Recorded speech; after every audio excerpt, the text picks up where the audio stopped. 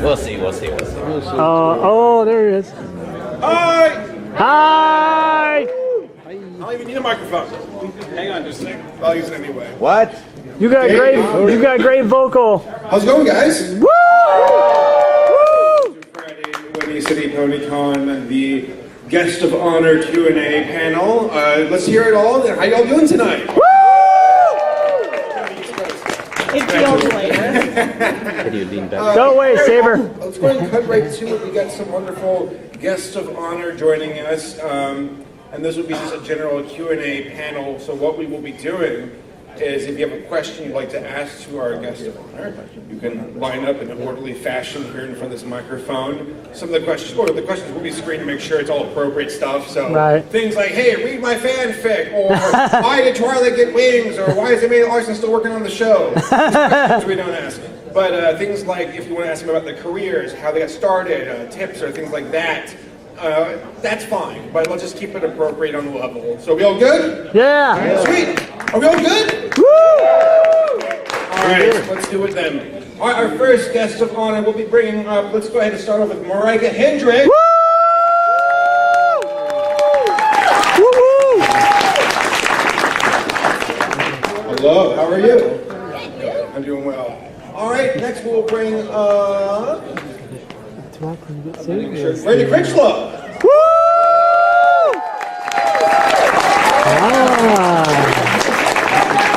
Brenda! All right, next is Kiara Zanny. Woo! Yeah, okay, it's Kiara. I had a feeling. All right, let's bring up the legend himself, Brian Drummond.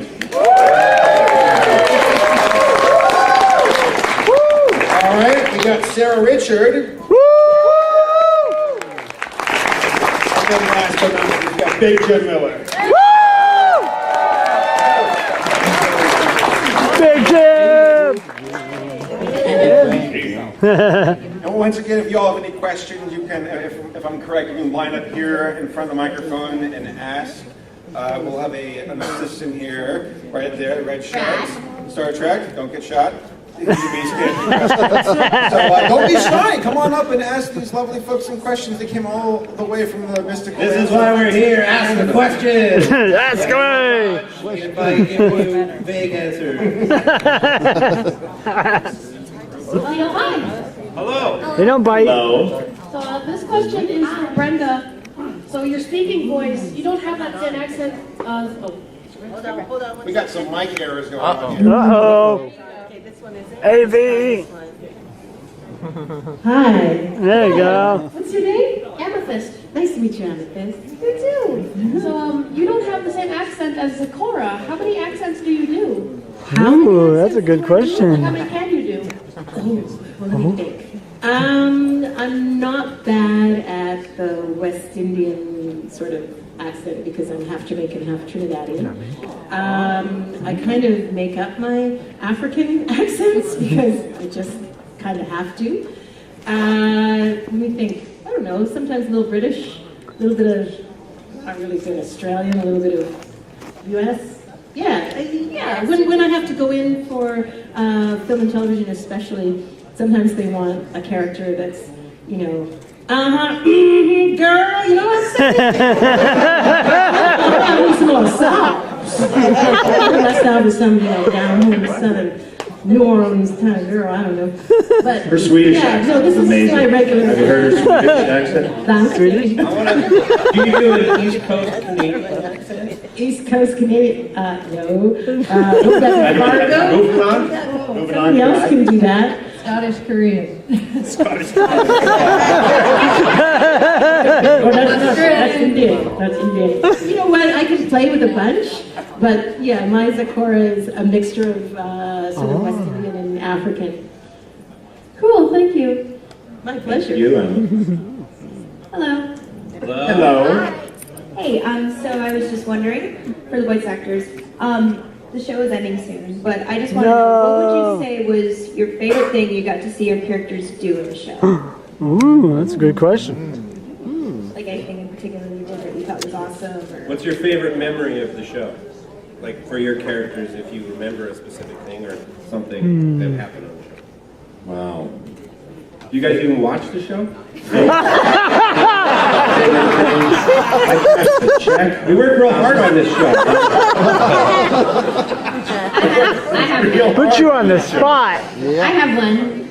Yeah. Because when I did I played Gilda. Yep. Gilda. And so the first time Gilda appeared was in season 1. Yeah. So of course by that point, I think she was episode 5?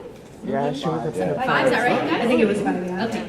So at that point, we were recording a show. We didn't know what was going to happen with the show. But I remember thinking, like, when she yelled at Fluttershy and made her cry. Oh. Andrea is sitting there. How dare you? I know, eh? When Andrea is sitting there, playing Fluttershy, even before I could have never known what this was going to turn into, I thought, that's not going to go over well. And it didn't. I've had a blast doing a ton of things, and surprisingly, I do tend to get lots of villains and bad guys and Filthy Rich and Always Old and some of these guys that are not the nicest. But I recall I think because usually it's sometimes not the script or what's happening, it's what's happening in the room that I remember the most and being the most fun. And I think it was when I played Seabreeze because it was a completely different voice and we were coming up with this sort of fake Swedishy, crazy Scandinavian gibberish sound, and we actually had to make up a weird language on the spot. And just kind of make something up. And we had other breezies because Ashley Ball did one, and then Kathy Westlick. So we're all bantering back and forth and arguing in this crazy. And then they pitched it, and I just remember laughing so much in that session. There was a few botched takes because you guys were doing like really weird words. Crack up other people in the room. All the mics were live, yeah. We lost that take. Ashley was laughing, but that's a fun memory for me. I can think on. Do you guys remember the episode Poison Joke? Poison Joke! We had Blue Man Kuma in as a guest that day, and watching everybody have to, I don't know, there are a lot of tongues hanging out on that episode. It was like, with all the swelling and stuff of effects. So there's a lot of spit flying. That was funny. And I'd say Richard Newman when we did Cranky and Matilda. That was also another fun. That was a good one. Where we just, we just had a lot of laughs. And sometimes when you're in the round with everybody, there's a nice camaraderie that happens in session. So I'd say that was a good one. Yeah. My favorite episode was the one with Patton Oswalt, where it was the My Little Pony convention. Just because I hadn't been to very many, and when I saw that episode, it just kind of solidified what an con is. Were you a little disturbed? Yeah. I was like, holding on for sure, like, okay, Wait a this is minute. what I'm going to I was do. invited to one of those. It was funny, and I hadn't done many cons then, so that episode made me laugh really hard. So, yeah. So well written. Thank you. Thank you. Thank you. Hello, this is a question for Brenda. Like, when you were brought into the show to do Gilda, like, what was like your first impressions like about Marika. Marika, you want Marika for Gilda? Sorry, Zecora. Or Zecora. Although, might not go over very well. Yeah, when you were first brought into the show, like, what was your first impressions about seeing all her lines were in rhyme, and then like eventually like you got to the one episode where she broke her rhyme scheme. Okay, well, first of all, the challenge was not going with that meter and then going with the meter. So I would get sort of, I don't want to say mixed direction, because sometimes it made sense to land on that rhyme to make it make sense. And then other times, that's just how Zecora speaks, right? So the sense then was to push through with the meaning behind what she was trying to get across. So I don't know, I think it's a challenge all around just to talk in rhyme at any time, especially with an accent, right? You're the only one who can do it too. Like, Yeah. there's been times when I've read a script and I'm like, this meter does not work. And then we couldn't get it changed for whatever reason, and then in the room it's like, oh, it does work. Brenda just made it work.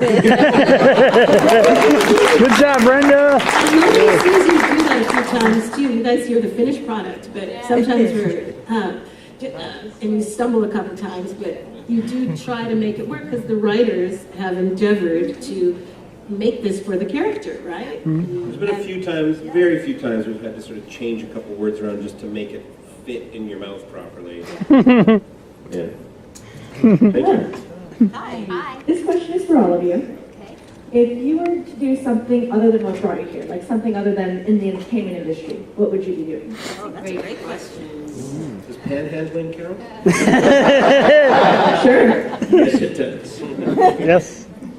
We've all done it though as performers. So, right? Is this a like you can do anything you want wish world? Like if you were Okay. doing anything other than voice acting. I would like to be 6'9" and a man. And play basketball.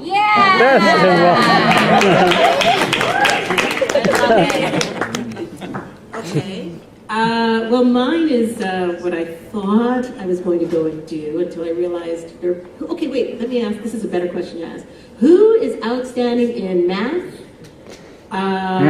algebra, calculus, science? Anybody here who's like, okay, I see some hands going up. Okay, awesome. I was great in microbi and general sort of science. I wanted to be a surgeon at one point in time. Wow. I wanted to be a doctor, I wanted to be a surgeon. In my family, we've got lots of medical people, lots of doctors.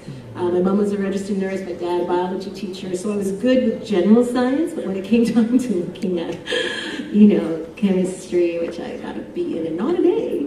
Hey, B is good. This truck leaves at 4 o'clock combined with meta something or other and hydrogen sulfide. And I never figured out, I was like, what color was that truck?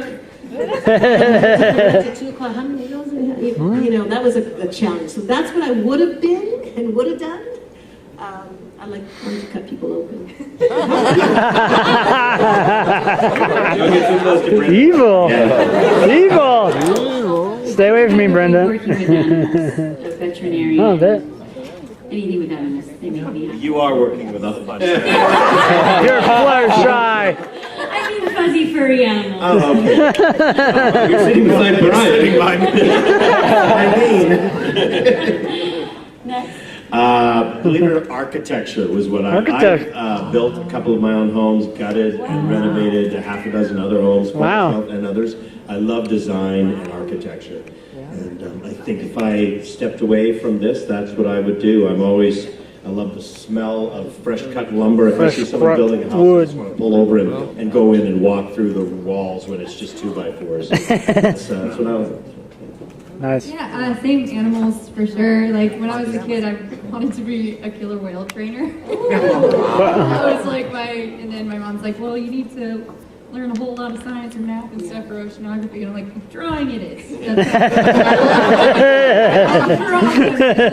Do what I want in drawings. Exactly. And then also, like the whole blackfish thing. It kind of it's that'll kind ruin of it. did That'll take care of that. but on Wednesdays, I volunteer at this little rehabilitation zoo farm thing. So I'm kind of trying to have my cake and eat it too, and play with owls and wallabies and all that stuff. So yeah, thank you.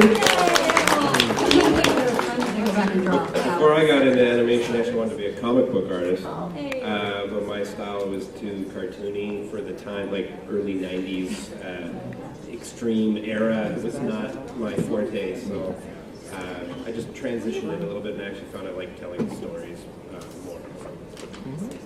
A long answer. Yay! That's good. Good question. My answer was a very practical one. 6'9" man. Fire away. All right, so for you voice actors, yes. How did you start your career, and what did you need to do different, like in college and anything like that? The Reader's Digest version. Short version. You know what? I think voice acting starts with the acting side. I think I teach some classes as well, and I think you want to train your acting muscles. to learn how to work with others, and that's where I started. I just did some amateur theater and did high school theater, and then got into a fantastic theater school in the city in Vancouver called Studio 58, where alumni as well here, and went through that program, did stage and film, and fell in love with voiceover when I landed a G.I. Joe gig back in the early 90s. I thought, this is really fun, like just being in the room with everybody, being able to do characters. But it starts, I think, with what do you do? You want to do improv or play reading with people or poetry or stand-up or any of that type of work is sort of the best starting point. Some people like to start with, I do an excellent Homer Simpson or something, and start there and work backwards. That guy's got that job. Yeah, that guy's got that job. That guy's, another one. So yeah.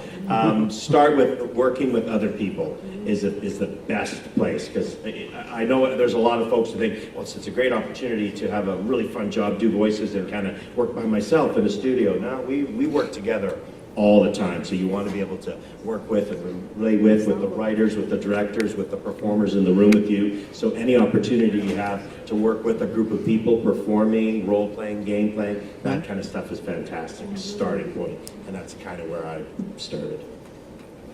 Nice. You want all of us? Anyone else who's got an idea?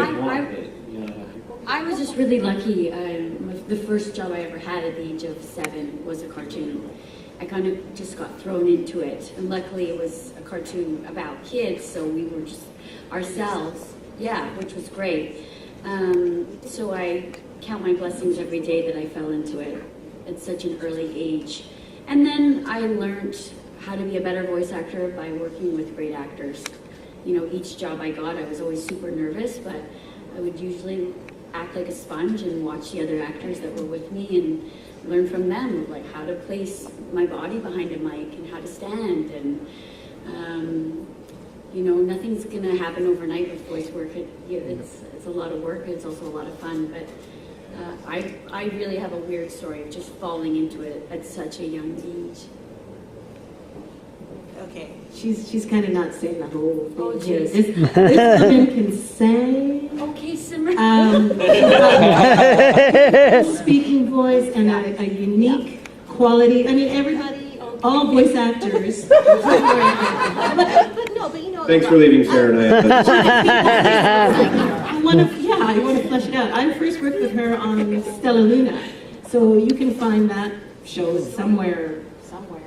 Somewhere out there. But then that's the thing. I was somewhere a online. kid and I had a really unique raspy voice, which also helped. Because of your early smoking habit. Smoking grade 4. So I have a different story, but I have a lucky story, and I definitely have an angel up above looking out for me who just was like, we're going to help this girl get into voice work because it's the greatest job in the world. Yeah. So I just had to throw those 2 cents in there. Okay, tell us how you got in. How did I get in? Well, I think everything Brian said. Right out of high school, I auditioned and got into Studio 58 Theater Arts, and you get a full rounded education there. So you're doing voice, you're doing singing, you have to do improv, you're doing movement, everything you can imagine. And film and television opened up here at that time as well. And between theater, which was my first love, and what I did 10 years of thereabouts, and then segued into film and television. And this is sort of the Coles Notes, but that's kind of how it happened. And then once you're with an agent, you also get those opportunities. Well, you know, you sing, and well, you have a good speaking voice, or an interesting speaking voice, or an interesting timbre. Did you want to go out for this commercial, or did you want to audition for this cartoon? Oh, okay. And just like what Kiara said, kind of fell into it that way. So basically just fall into it, however you I know. Now there's schools for it. When I was 7 years old, there were no schools for voice acting. Yeah, you can get trained by the greats. Yeah, you really can. And one of the greats is Marika. She teaches classes at Ooh. I was with her students last week, and I was like, do you know how lucky you are to be learning voice acting from Marika? There's so many great groups, but Marika's one of them. Okay, tell us how you got in. Well, basically a lot of what they're saying, I'll just say a lot of that, and it's kind of a similar progression is, You're not a 6'9" man. so I didn't fall to my second choice. I always knew I wanted to be a performer from the time I was a little kid. At 5. I went to professional ballet school, and so I think Brian said this a little bit, like, just learning about how to be a professional. I think Kiara said learn to stand in front of the mic. Ballet school taught me how to be a professional, to, be, on time and responsible and all that kind of stuff. And sort of similarly, the voice acting thing happened because I was already doing on camera and theater, and it was, like Brenda said, you get offered some more types of auditions to go on, and that's kind of how that happened for me too. And I actually think some of you might know this, but I went to school with Tara. High school. Wow. Yeah. And she actually said to me, you should get an agent. You should be an actor. So yeah, there was an interesting aspect to that for me too, is that she was just really supportive and enthusiastic about that aspect of my teenagedom. Anyways. But yeah. It takes time and. Here, go. Well, I guess what I wanted to say for everybody sitting here, everyone has, I know we joke around and we're actually quite excited to kind of hang with each other and to kind of be here and hang with all of you. So we're all a bit woo! And, we love what we do. But fundamentally, on the serious end of things, every person here has trained in some way and has put that time into it. And the training process is the process you don't see. And there's all the peaks and valleys of that, where that's the safe place to try and learn your craft, whether you make a good choice or not a great choice. That's where you learn to make choice, so then when you go out to audition, you can kind of try and land your role and be able to play within a range because you've explored all of that. So I would say for everybody, we've all trained to know if we would love this and want to be able to do this. Thank you. Good question. My question is for Jim, since I told him I was going to bombard him with season 1. The question I came up with was when we first see Smolder in the season 8 premiere, she's talking back to the Dragon Lord. What makes her think she can talk back to the Dragon Lord? Ooh. You've seen her, she's sassy. Have you ever met a teenager?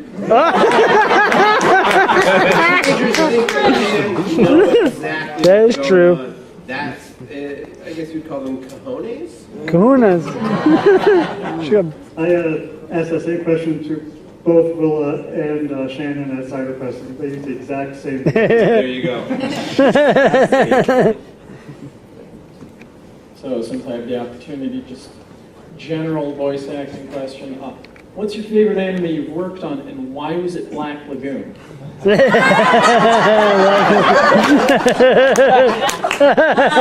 know the way to win. So I don't. Some people don't know that reference. I played Revy in an anime called Black Lagoon, and it's my favorite job of my career. No offense to everybody else that I've worked for. We're sitting right here. You got some planning to do. It was so crazy to be able to play somebody like that.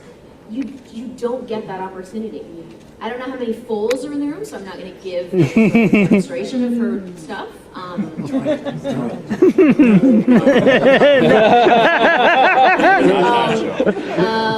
And Brian was on it too, actually. Yeah, Benny. Who else? Was anybody else? No. Oh, okay. I thought you guys weren't too bad. Just to be able to play a girl like that, who was a complete and total machine. And the language that she used. I'm gonna have to watch this now. Without any shame and with complete perfect expressiveness. To me, it was just so. And the scripts, the script writer that we had, the script goes through a process of coming from Japanese, being directly translated, and then a script writer takes them and makes them elegant and speakable from an acting perspective and from an audience listening perspective. the person that did the writing for that script was amazing. Everything about it. I would love, every now and again I get a tweet, I'm not on Twitter very often, but every now and again I get a tweet where they tell me that the guy's writing a new manga and all that stuff. I would lose my mind if they did a season. Well, it'll be full season 3 because the OVA was sort of after season 2, I think, right? I think. Blood Trail. Wasn't Blood Trail second? And then I thought that was the second season. Yeah, maybe. I can't remember now. Hey, I don't remember either. Anyways, it was just so much fun. Sorry, that was a long answer. Incidentally, Tabitha said her favorite part was getting to yell at you all day. There was a lot of that. There was battles between Roberta. Thank you. Thank you. Benny? Oh, great show. I didn't get to swear like those guys did, so it was amazing. I really Dang. That's one of my favorite animals too. Thank you. Thank you. Thank you. Hey, how are you guys doing today so far? Fantastic. Good. So, mine is for Marika. How do I pronounce your name first? Marika. It's Marika. Oh, the Marika. Gotcha. Okay, so, may I please ask Sonata something if that's okay? Yes. Ask Sonata. I have to drag her up. Maybe. So hey Sonata, so am I right? Because I heard that you like tacos and you saw a poster at the Camelot High School for Taco Tuesday? I did, and I wanted to make sure we can get lunch after, though, right? Woo! It's Taco Tuesday. So after the battle with friends, well, I came up with another idea for the school. How about a French Fry Friday? French Fry Friday. Oh, she would like that too, with a little gravy and cheese curds on top. A little bit of protein. Well, it's fried fish Friday, or fish stick Friday for the Catholic. Fish sticks, well, I don't know Stuffed in peas. Stuffed in peas. But I just love fries because I don't want to live in a world without potatoes. That's my quote for the week. I don't want to live in a world without potatoes. If someone make that t-shirt, I don't want to live in a world without potatoes. This question goes out to all the voice actors except for Marika, who already answered hers. Okay. The question is, what is your favorite role that you've done in your career? Favorite role? On this show or any show? Any show. I'm watching all of Yeah, Jim's here, so we have to say this. No. I'll plug Jim will stick it to you. Favorite role on any show? Well, I have a couple of different ones, and they're usually for different reasons. Because it was my first anime, Vegeta on Dragon Ball Z. Vegeta was phenomenal. To be a part of that franchise, but actually doing the work was terrible. In the early days of the Gong Show, putting that show together, it's the only time I've lost my voice twice on a show, completely like it was gone the next day for a couple of days. It's one of the only shows I've ever almost passed out in the booth from screaming, and it was before we actually got paid anything for screaming. It was considered walla, and we didn't get paid for it. We only got paid for lines of dialogue. What? So you worked, and it was when we were allowed to work more than 4 hours. You could have an 8-hour day. Was it God. also like not leaving all the screens to the end of the day too, like in the middle of the? No, it was all through. So it was crazy times. But to be part of that franchise, having no idea where it would end up today was a blast. Also, there's a couple great characters I had a lot of fun playing. I got to play Wolverine in a number of Marvel movies, which was a blast. Didn't know that. I got to play Dr. Claw with for Inspector Gadget. Wow. With Maurice LaMarche, who's just a fantastic performer. Also, Bird. MLP, great guy too. Mo's fantastic. Yes, he is. One of my favorites, because it was kind of in my own vocal range and I got to do what I wanted, was a show called Geronimo Stilton, very famous book series, and I got to play that was the only show I've ever played actually a lead in. I usually play lots of kind of background and side characters, and that was when I played Geronimo in that series was so fun. And I still think Mr. Cake is my favorite. Mr. Cake. Mr. Carrot Cake. Oh, that's right, he did play Mr. Cake. Yeah. Now you said any show, right? Any show. Zikora. But y'all watch 21 Jump Street? I've heard of it. I wanted to get on that show for forever. And it came down to the second to last episode. And I auditioned for a character named Shawanda. And this had Jada Pinkett. Once I got on the show and I got the part, Jada Pinkett and well, obviously Holly Robinson Peete on the show. And this character was, you know, far from me. Someone was asking about accents and things like that. This character was very ghetto. She was a girl gang leader. I didn't come across as that tough back in the day, and I had to be like really like. Unlike now. I'm a gang leader. Yeah, I'm there now. Look at I want to see that bad side. So it was neat to audition for it and to get that part. And one of the lines, if you end up going back, and watching that episode clip, I look at Holly and I say to her, because I think she's after my man or something, and I say, and his name was Rahib or something, I say, you're not boots with Rahib, and it'll be the last time you're not boots with anybody. You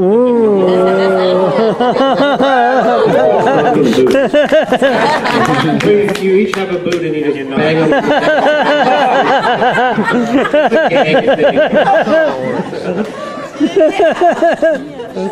When's it my turn? Oh, now it's a good time. I just wanted to, for all the voice actors in the booth, I got a question for you. Since most of you people are just known for just My Little Pony, and if you're a diehard anime fan, Black Lagoon, are there any other projects that you're going to be doing later on in your career that you're willing to talk about? Good question. A lot of voice stuff we can talk about. Right. Yeah, we can't. We sign NDAs, which are called non-disclosure agreements, so sometimes we can't talk about it right off the top. Yeah, Depth contracts. I'm casting something that I start shooting April 15th, between April 15th and May 3rd, and I can't publicize or say anything. I said that the kind you were willing to share. Okay, sorry, Kieran, I misunderstood. There's a fabulous show that's going to come out, I think, this fall. I'm not exactly sure. It's called Last Kids on Earth. New Netflix series. And it's really, really fabulous. Mark Hamill's in it as well. Oh, Mark Hamill.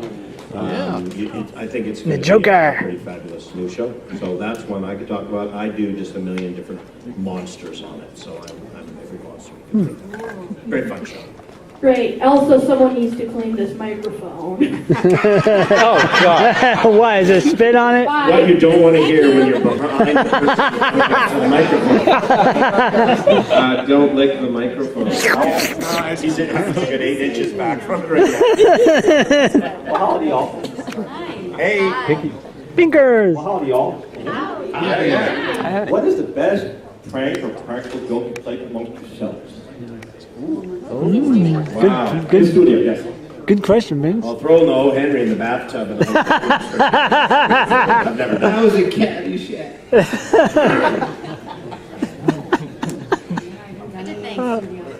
We don't really have time for a lot of pranks in the studio, especially when you're paying for the studio space. They don't really like you to do anything that messes with equipment or wastes time. So Come on. It's pretty professional. Or even outside the studio is fine too. Amongst yourselves. That's the boy thing. Well, there's this game that people play in long-running shows in the theater that I've seen go on.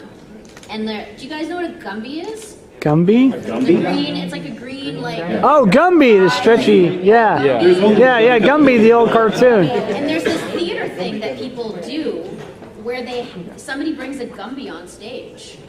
And the idea, it's almost like hot potato, that you have to pass it around on stage in front of the audience. Oh, that's got to be weird. That's weird. During a show. I've seen people do it. And so the idea is if you're like the one holding the Gumby, when the curtain comes down, then you're the, you know. What kind of bargain basement productions do you Morgan Basement Productions were you in? Oh, it wasn't me. I've just seen it. Oh, you've seen it, and you can be stuck holding Gumby. Yeah, I've never heard that one, but I want to start that. Can you do it in a voice session? Just don't get stuck with the Gumby. I don't think it's as fun for the audience. There'd be a lot of forum posts. Do you think Brian was holding the Gumby? Anyway, if you're ever going to a show that's been playing for a long time, because it's usually that's when it happens. If you go to see Phantom and the guys have been in it for like 6 years, that's when the Gumby thing. You ruined Phantom for me now that it's Gumby. We should all write a play where the whole point is to pass the Gumby around. And just no one understands what it's about. I think a lot. Good question, thanks. Thanks, good question. I actually had a question for all the voice actors, as well as one individual question for one of the voice actors specifically. Okay. So my first question is, which episode did you have the most fun doing as your respective character? And my question for Ciara is, how did you feel about the idea of Daring Do going from being just a character in a book to becoming an actual main or secondary character in the show later on in the series? What was your name? Isaiah. Isaiah, nice to meet you. Great question. Well, first of all, Daring Do's been one of my favorite characters. I can hear it in her voice. voice. The last question. I noted that. Well, what I wanted to say was she's everything I wish I could be. This tough, no fear, badass individual. So I've had. Yeah, she's like Marika. I'm usually the girl that can be quite timid and quiet. And so Daring Do's been amazing to play. So yes, it has definitely been a favorite character. And the whole, double two-sided, yes, it was incredible to play and I loved it. And I know a lot of fans were kind of shocked when they found out. And you weren't? I knew ahead of time. Yeah, it's been great. It's been great. And I'm sad it's over. Don't say it's over. Don't say it's over. I already answered my favorite. My favorite moment was playing Seabreeze in that. That was my favorite. Say it again. I'll say it again. Seabreeze. Thank you so much. I'll do a little time to it. I kind of like when Gilda came back, because she came back after so long. It took a while. Oh yeah, and Griffin in the second episode of season 5 or 5, the one he went from being a bully to becoming their friend. That was a great episode. Yeah, so that was kind of fun for That me was that very it was good. happened after such a long time, 4 seasons later or whatever. So. Yeah. Thank you. That's a good question. Hello. Hi. Thank you for being here. Thank you. So I'm going to give you a chance to be introspective. I'm a psychologist, and I like cosplaying because it helps to explore different dynamics of my own personality or stretch them in ways that I wouldn't normally be myself. Cool. So for you as voice actors and actresses, what about your main character either makes you feel most like yourself or stretches you to take on a personality role that is difficult for you? So it can be one or the other. Definitely Daring Do's, she's just no fear, which is the exact opposite of me.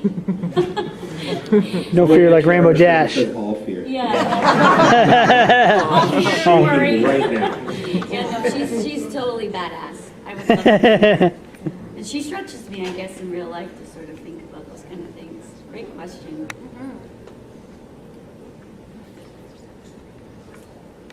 Stretches. What stretches you? The rack. The rack. I'll show myself. No spoilers! Season 9, cake on the rack. I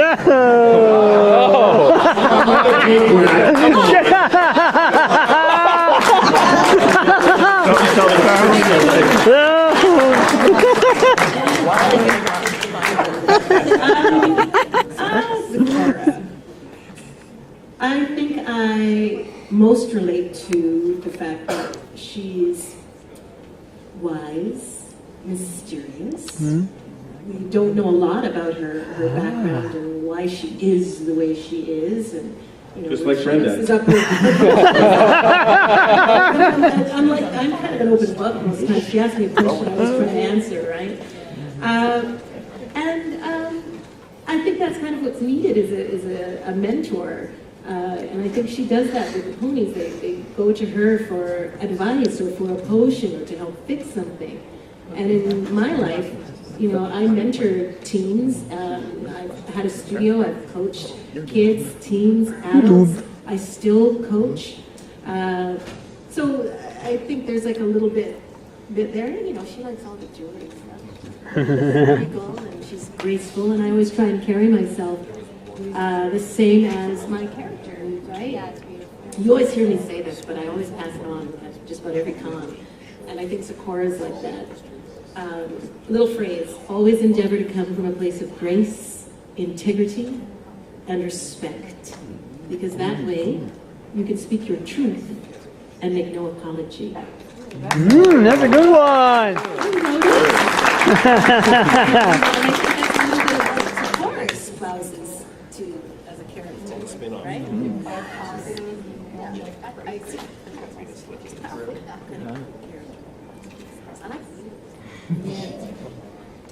Good questions. Thank you.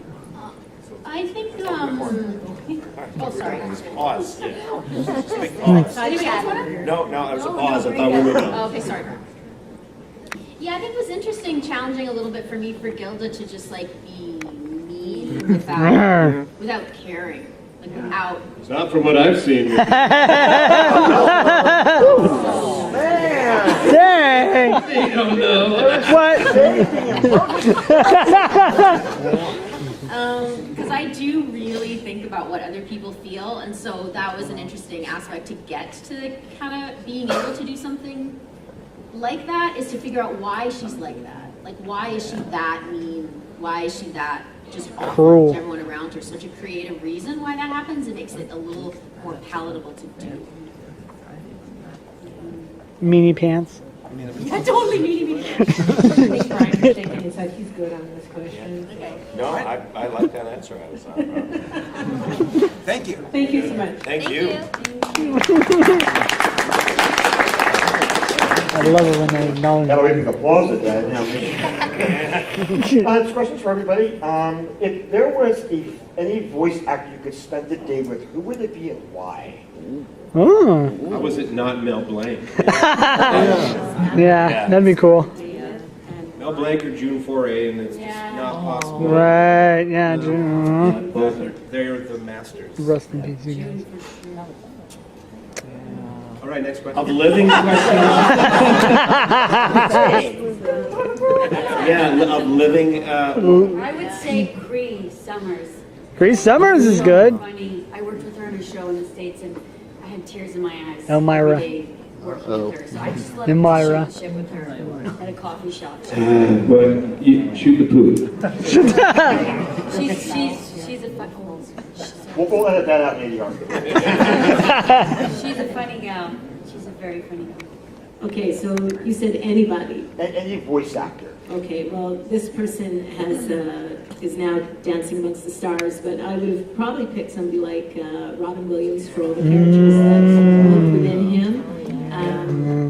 Yeah, easy for me. My hero was, as a child, was Eddie Murphy. Ah. So, and he was. That's where you learned all those words for Black Lagoon, right? Actually, that's absolutely. What were you watching in that movie? Oh, I was unsupervised in the Did you have a all red jumpsuit, leather jumpsuit? I wanted one so badly. Oh, I loved him. Anyway, so because he was, in Shrek, right?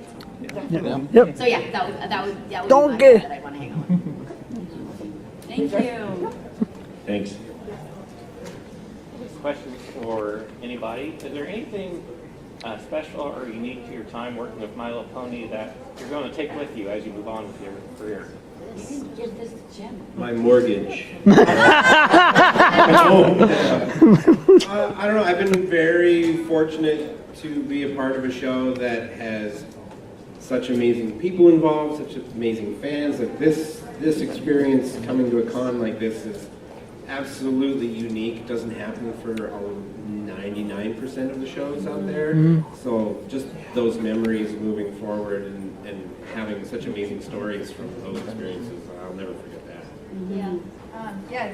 So, as an artist, doing commissions for My Little Pony conventions is the best. Like, What's the weirdest one? Oh, it wasn't pony related. That's the weirdest one. Okay, I'm gonna get the dirt later. Okay. Rick Astley, yes. I'll tell you about it later. It was in Norway. Somebody asked for Rick Astley with Norway. But yeah, whenever I do like somebody's OC or their favorite character, a lot of times it just means so much more to the person than if I was just drawing like a Spider-Man or Superman for somebody at like another convention. Like there's been times where I've given a drawing back to somebody and they'll take it back like hugging it, and I just like cry by myself under the table for like an hour. I actually wrote a short 2-page story coming out in Comic Pros and Cons. It's going to be a Dark Horse compilation of convention stories that artists have. And so I did a 2-page story about every Ponycon that I've been to, kind of involving that. It's really, really cool. And then also like Ponycons treat comic artists and guests like so much nicer than every other convention. Like I feel so it's cool being up here with you guys, because usually they're like, yeah, you're guests, but Go to the dungeon. You rock. Get to your table. Just stay there. Yeah, I wasn't chained to a table this time. It was really nice. Thanks, guys. Certainly for me, the conventions are what made this series so much different. Working on it, and it's got a great cast, like Ashley and Andrea and Tabitha, and the people that we work with, and Peter on this show are phenomenal group of performers that every time you step in that room, you're like, oh, this is going to be good, because these are the pros that are in this room. But coming to these is honestly what's made this show special, because like Jim said it, 99% they don't do this. It just doesn't have this fandom, and how you can, when you can be on something where you see the after effects and you can relate to everyone else who's been a part of it for their whole life, that's what makes it so much more fun. Yeah. I will never forget this. The guitar stuck in my head for all day, so I'm taking any song at this point. Yeah. Theme song. It's our theme song. For me, I didn't know, you can actually go back and listen to this when I did my first interview on Everfree. I didn't know bronies. What's a brony? Who are you? What are you? I didn't understand the culture, the phenomenon. I just had a baby, and just as everyone has said, it's coming to the conventions and meeting real people who also raise funds for some amazing causes. The amount of give back in this community is amazing. It's phenomenal, right? So, and we've all been a part of all the auctions to try and raise funds. So I would say that's one of the #1 things for me, and the friendships. We have gotten to know some of you, off the grid. Some of you have come to visit me in Vancouver. Some of you I directly voicemail and have had, communications with privately. And there's a friendship that has built. And why? While we are the people you listen to and we're the voice actors, each one of you also have a unique gift, which is what makes this an incredible group to be a part of. Nobody does what y'all do, and I consider all of you a whole lot smarter than me in some instances with your different career paths and choices as well. So learning about each other, amazing. And just the sharing, all the things that the show espouses. it's great to be a part of. Thank you. Thank you. Thank you. Such Woo! questions. That's great. But it's only Friday. We have two more dudes. Tonight. Yeah! My question is for Sarah. When did you decide that this style was the one you really liked? Like, how long did it take you? Yeah. Oh, okay. Well, I used to draw a ton of anime in high school, and that was what college wanted to see. So they'd be like realism and like trying different. You didn't like your sweet real crap. No, they didn't. Following characters of Dragon Ball Z universe, and I thought she was the coolest, and I was really bummed when they wouldn't let girls go Super Saiyan. That's another They thing. suck. So anyway, but yeah, so it kind of came from my love of Art Nouveau and Art Deco, and it was honestly, I was trying to draw a cool Art Nouveau dinosaur, and there's that too. And I just really liked how it came out, so I was like, well, what if I start drawing like X-Men characters like this? Because I had a friend who worked at a comic store, and they started bringing up the idea of retail incentive covers, and they're like, well, we have this My Little Pony series that started. Do you want to start doing covers for this? And it would just be their comic store that would have that cover. And that's how I got it. And that's anytime somebody asks me, how did you get into this? It's like, ask your local comic store if you can do a retail incentive, because that has to go by the editor. So that's a really good way to get like your foot in the door. And then if they ask you to do an overnight emergency project, you say absolutely, and you do it. Yeah, it all kind of stemmed from our love of art history in the 1900s to the 1920s. So yeah, traditional, I love it. But yeah, like I do everything traditionally, so kind of acrylic, watercolors, kind of whatever pops out from that. Grew up with Lisa Frank, so it's all real bright colors. But yeah, just Thank you. Yeah, I'm really glad you're here. Thank you. Happy to be There are more questions. here. I'll give you my secrets. Don't give them all away. So this is for everyone. Do you feel like you've made it? Like, if you haven't, at what point? No. Like, if you haven't yet, like, No. at what point do you feel like you will have? And like, if you have. I think if you feel like you've made it, you should stop doing it. Because then you realize there's nothing left. I mean, we talk about that in animation and art stuff all the time. And if you feel like your work is beyond reproach, stop.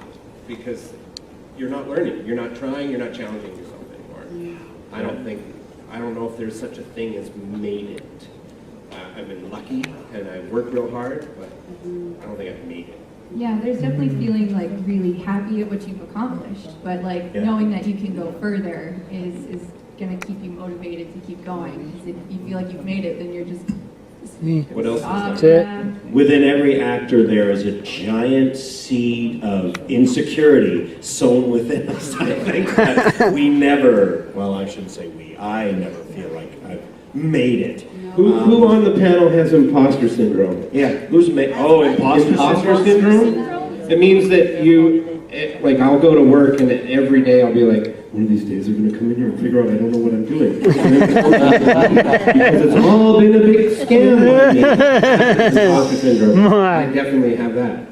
Me too, Jim. Yeah, no, absolutely. I'll end up on shows and think, I'm not good enough to do this. I think I did this role and I kind of squeaked it through in the MP3s when I sent the audition in, but I don't know if I'm good. You know, and I've been doing it for 25 years and it's still, that comes across. And it's funny, was I just talking to Brenda about this morning, that we're constantly trying to figure out what's the next thing to push myself to make us better. What should I do next? And I've been at this for 25 years, and even now I'm going, what do I need to do now? Because things don't scare me that much in voiceover and animation anymore. I'm fairly comfortable that I can come up with some good ideas. Don't feel like I've made it, but I'm starting to think now, what can I do that's challenging and scary now? Voice recording while skydiving. While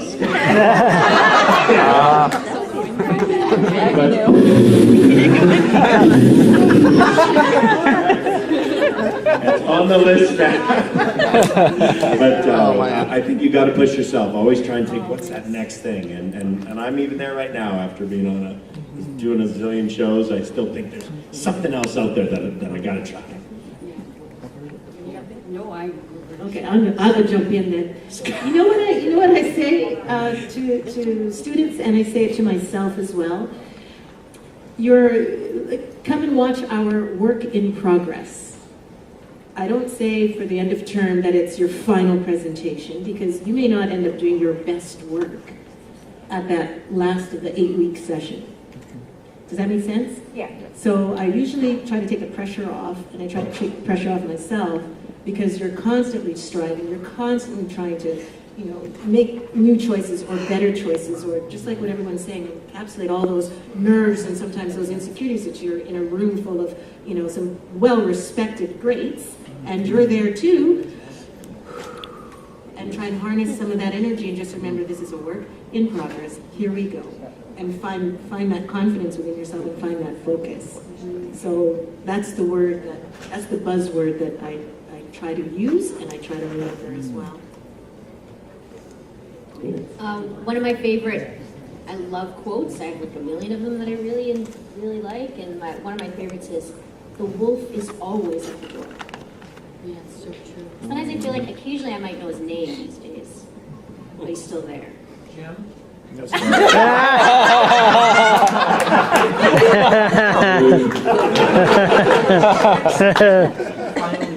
Jim is always at the door. Just remember, always asking for food. If you want to create challenge, do anything that you do for a living. Do it skydiving. Skydiving. We have 3 minutes left until it's 3 o'clock and the panel's over, so we'll get through these questions. Speed round. Lightning round. You go. Speed. All right, quick question for everyone, but there's a stipulation for the voice actors. Who is your favorite pony that you didn't play? Ooh, that's a good one. All of them. Favorite pony I didn't play would be Big Mac. Angel Bunny. Fluttershy. Applejack. What in tarnation? So, given all your love of coming to these conventions, can we assume that you're going to be making conventions like the Star Trek cast well into their senior years? Only if I get a toupee like Shatner. I would, sure. I think if people want to still hear us blab about something long after it's done, I don't see why we wouldn't. Probably. Quick question for everybody. Chicago-style deep dish or New York-style thin crust? Especially on the Chicago turf. They're not the same. They're both good. New York. She did. You better watch out. I do like Chicago cheese casserole. Oh, wow. We're all lactose intolerant. Next question.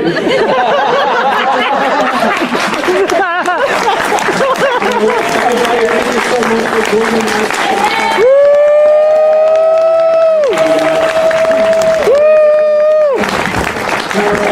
Brian, Sarah, and Big Jim. You'll get a guest of honor panel tomorrow. So y'all have a good one. We'll see you guys around.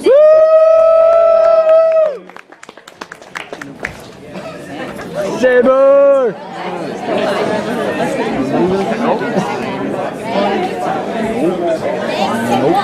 Okay.